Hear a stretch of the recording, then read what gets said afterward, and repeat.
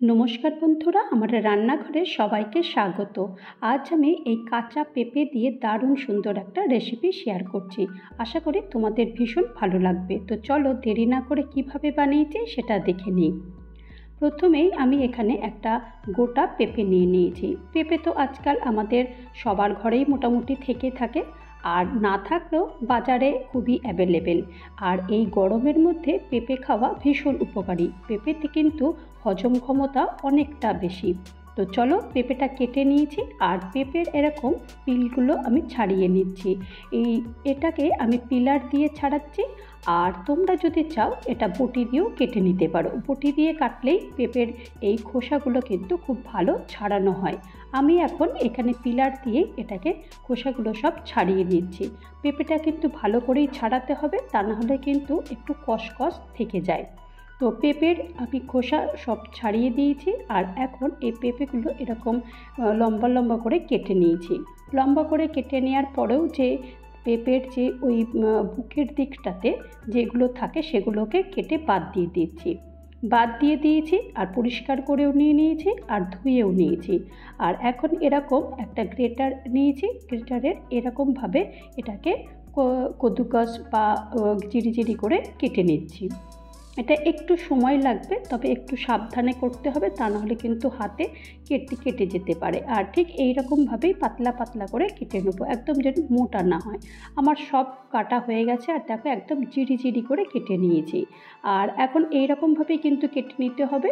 আর তোমরা যদি অন্য বড় দিকে কাটলে কিন্তু এটা ভালো হবে না, ঠিক এই দিকটাতেই কাটতে হবে।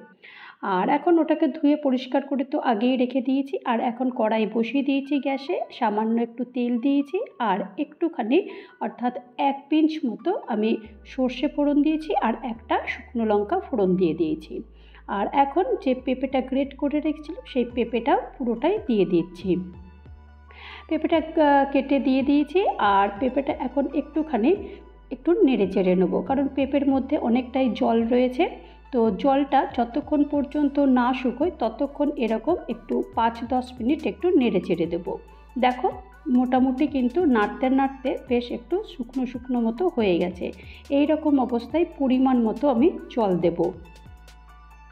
জলটা দিয়েও হালকা একটু নেড়ে চেড়ে দিচ্ছি।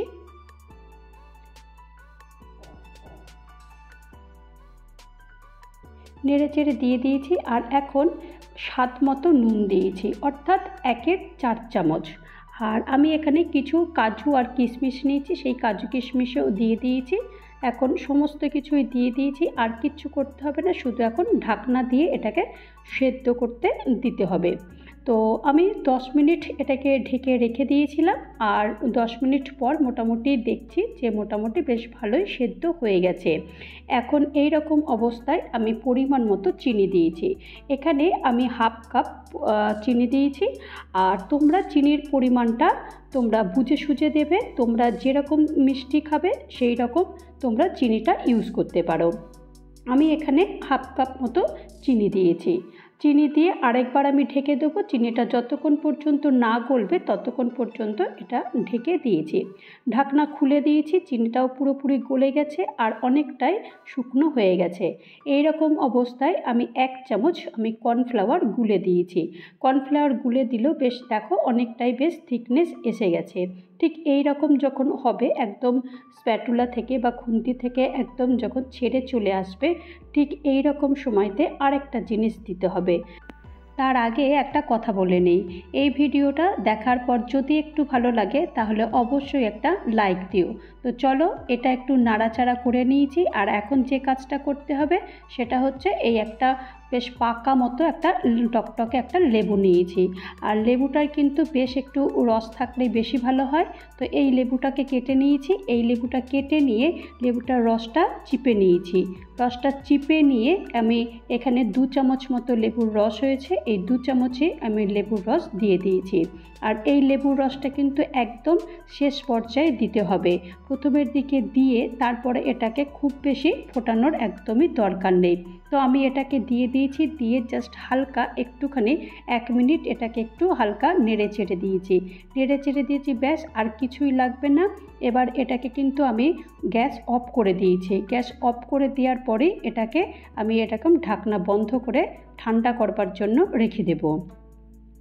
তো তোমরা বুঝেই গেলে আমি কি বানিয়েছি। হ্যাঁ, এখানে আমি পেঁপের চাটনি বা প্লাস্টিক চাটনি বা ট্রান্সপারেন্ট চাটনি বানিয়েছি। আশা করি তোমাদের এই রেসিপিটা ভালো লেগেছে। ভালো লাগলে অবশ্যই একটা দেখার পর লাইক দিও, পারলে আমার চ্যানেলটা সাবস্ক্রাইব করে আমার পাশে থেকো। আর যারা নতুন বন্ধু হয়ে আমার চ্যানেলে ভিজিট করেছো তাদেরকে অজস্র ধন্যবাদ। আর যারা এখনও পর্যন্ত আমার চ্যানেলটা সাবস্ক্রাইব করোনি তাদেরকে অনুরোধ করব চ্যানেলটা সাবস্ক্রাইব করতে। ভালো থেকো, সুস্থ থেকো আর আমার চ্যানেলের সাথে থেকো। নমস্কার।